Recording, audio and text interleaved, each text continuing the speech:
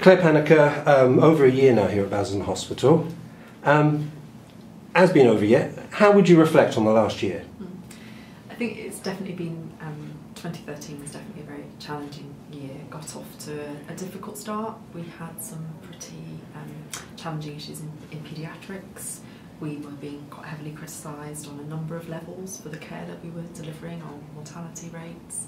We had problems with Legionella at the time. And one of our biggest problems last winter was coping just with the emergency demand that was coming through the A&E department, and being able to have enough beds, enough staff to be able to adequately provide good quality care for those patients. So 2013, I think, is really the beginning of 2013, I think, characterised by getting the basics right, getting some of the infrastructure in place. We've radically transformed some of our services. And the tail end of 2013 was more about consolidating and then demonstrating that we were actually improving the quality of care for patients, and importantly having the right beds, the right staff, the right numbers of people in the hospital to prepare for what is always inevitably a difficult period through Christmas and into January and February, which is obviously where we are now. So slightly going back again to the beginning, it was probably clearly written on the tin, the job you were going into. Yes. Was it still something of a shock at all, a culture shock or an employment shock at all? So I think that one of the things about Basildon Hospital that I've always been clear about and has been consistent throughout is that there are enormous numbers of very good staff working exceptionally hard, providing very good care every day. And I was aware, therefore, in taking the job that there were some challenges. There were some legacy issues, there were some current issues. It needed to really step up in terms of clinical engagement and clinical leadership, but that the material was there with which to make the improvements. And I think that my reflection is that although we were catapulted quite early on, I think I'd only been here about 6 weeks when the CQC found the paediatric service to be wanting significantly, we have been able to make quite radical and significant improvements quickly because of the quality and the commitment of the staff in the trust. I think that, you know, we are in a much better place now than we were a year ago, but I am in no way complacent, and I know that every patient who comes to this hospital deserves to have good quality care, and that's what we're striving for, is that consistency. I think we do it a good job, but I don't think it's always as consistent as it needs to be, and that's what we're striving for. So do you have key targets for this year, and if so, what are they? Well, we've put in place the fundamentals, but you know, we've overhauled our governance processes. We've been criticised in the past, I think rightly, for not always learning the lessons when things have gone wrong. So there's been a huge investment and training, development, more staff, better systems, structures, processes, all the things that you need to have in place to make sure that when things do go wrong, as they do in every hospital, that we learn from them quickly, that we investigate, that we share that learning, and we're open and transparent about it with our staff and with our patients and the public. And that's really important, that what we've moved away from is a culture which relied upon external agencies to point out problems, or which staff often felt that they had to use the media or the CQC to raise concerns, to one now where we're seeing that concerns are being raised internally, in-house, so that we can respond, react and deal with those concerns in real time. How can you prove that? So one of the things that we do now is every morning at 8:30 in the restaurant, the staff and patient restaurant, is that we have what we call Stepping Up Now, and that's a meeting which is open to all staff, all levels in the organisation, and we typically have between 50 and 80 people who come to that meeting, and the whole purpose of that is to say, what are the safety concerns, what were the risks, what were the issues, what were the things that have happened in the previous 24 hours that we need to fix, remedy, put in place a different plan to ensure that our hospital is safe today. So I think it's evidenced by the number of people who come to that meeting. We've got logs and trackers in terms of what we do as a result of issues that are raised, and sometimes it's about staffing levels, sometimes it's about equipment, sometimes it's about decisions that have been made about patient transfers that perhaps some staff in the trust don't feel were right, so we can unpick it and learn from it. And that's done in a public place. Actually, it's in the staff restaurant. I know we're not going to talk about present inquests that are going on because it'll simply be straight batted, but the words overstaffed, or understaffed, overworked.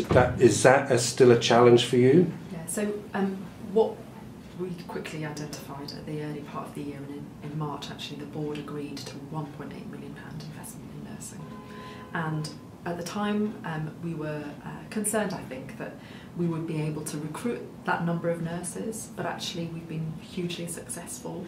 We've recruited over 180 qualified nurses who are now on our wards, and we've got a further tranche of qualified nurses coming from the Philippines over the next few weeks.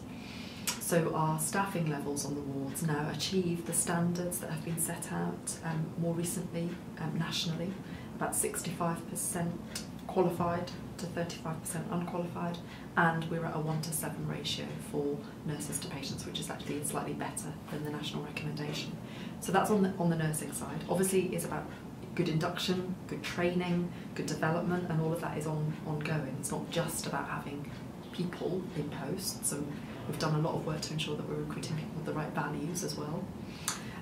But we've also invested in some doctors. We've got some additional consultants, and we've also got additional junior doctors, with a real focus on how we work across the 7 days. Hospital at night, how we run that, the right number of doctors, nurses and coordination, but also having people routinely here to see patients at the weekends. And that's been a big move in this last year, because some of our vulnerability was about out of hours and weekends, and junior doctors at times feeling unsupported.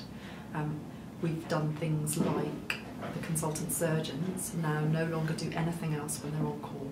So in the past, because the volumes of patients aren't huge, they would do an elective list or a clinic and be available to go if there was an emergency. Now we completely free them from other commitments, so that their sole job is to look after the patients and to supervise and support and train the junior doctors who are here. So those are some of the things that we've done in response to the staffing concerns. It's something that we will review every 6 months to make sure that we're still keeping up with the right numbers of staff, but it's reviewed daily at our capacity meetings to make sure that every shift is covered, and we've got, if we move people around the hospital if necessary, so that no ward area is left depleted. There's always short-term sickness and other issues. On our sister paper, your Harlow interviewed the Chief Executive, Princess Alexandra, and Melanie there. She walks the ward. Do you walk the ward? Absolutely, yes, absolutely. So I try to go to at least half a dozen wards every week, talk to the staff, talk to the patients, and I think that's, I'd be very disappointed if any of the staff in the organisation who've been here for more than a couple of weeks don't know who I am. But not just me, all other board members as well, the rest of my executive team and the non-executive members of the board. Every month on the board day, they go out onto the clinical areas with a governor, an exec director and a non-exec director, and they just go and have informal conversations with the staff, as well as all the routine check and challenge stuff that goes on as well. I spent half an hour in your car park this morning trying to get here. Is the car park some sort of metaphor for the problem here? Is there too many people trying to get into this one hospital? Yeah, so that definitely was my assessment last year, that we didn't have the capacity, either the doctors and nurses or the number of beds, to support the amount of activity that was coming through a very busy A&E department. We have the busiest A&E department in Essex. What we've done is invested in 67 additional beds. We agreed that in May, and 28-bedded ward opened brand new, opened at the beginning of December, and we've got another 14 beds that we opened at the end of December, and a ward that we're also running in Brentwood Community Hospital. So we've put in additional beds. The specific issue with the car park is a little different in that, unusually for a hospital, we've really only got one way in and one way out. Many other hospitals have multiple entrances and exits and multiple different locations for car parks, but all of our traffic comes in through one point.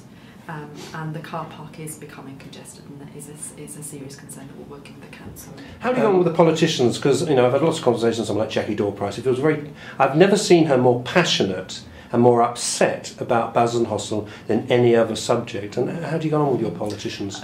Well, I meet with Jackie and with Stephen Metcalfe and with John Barron particularly regularly, although also with some of the others like Mark Francois occasionally too.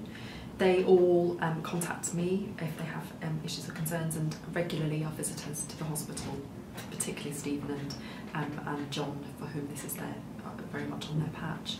Jackie came and spent a few hours with me and took a tour of the trust just a couple of months ago, and I think felt encouraged by the progress that was being made.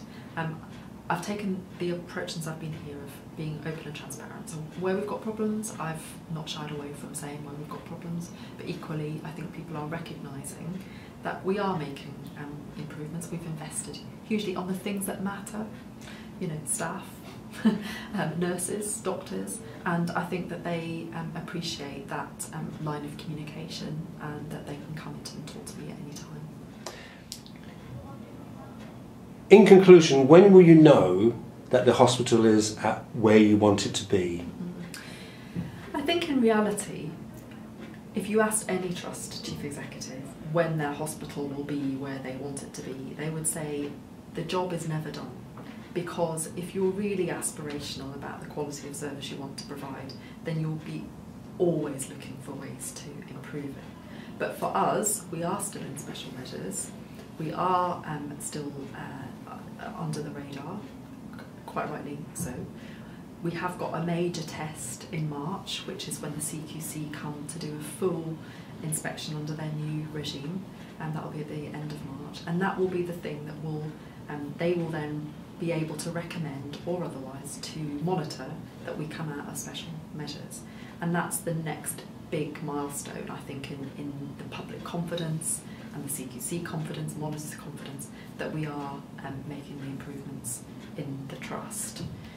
So that's what we will be working hard now to ensure that we have completed all of the tail end of the action plans that we've been working on over this last year. And crucially, that the voice of the patient is heard loudly within the trust. And you know, and I recognise, you know, there will be readers and viewers for whom they haven't always had a good experience at this hospital. And I want, for the future, for them all to be able to say, yes, we can be confident that if we go to Basildon, we'll be well cared for, and that's the aspiration. Okay, Pamela, thank you very much for your time. Thank you.